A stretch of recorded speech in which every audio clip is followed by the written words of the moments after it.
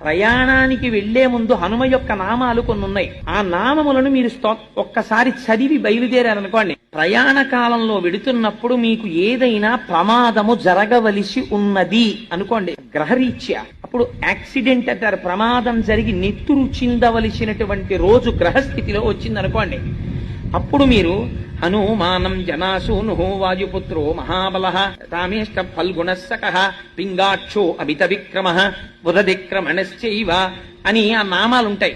ఆ నామాల్ని మీరొక్కసారి చదువుకునే ఎన్నో ఉండవు. ద్వాదశైతాని నామాని కపీంద్రస్య మహాత్మన 12 నామాలు. 12 నామాలు చదివి మీరు వెళ్ళారనుకోండి, ఆ రోజు మీకు ఏ చెయ్యి తెగిపోవడమో, కాలు తెగిపోవడమో, తల పగిలిపోవడమో అయిపోయి నెత్తురు వరదలై కింద పడిపోయి స్పృహలేని స్థితిలో ప్రాణాపాయమునకు వెళ్లవలసిన వాణ్ణి స్వామి ఏం చేస్తారో తెలుసా అండి? ఒక్క నెత్తురు బొట్టు కారి వదిలిపెట్టి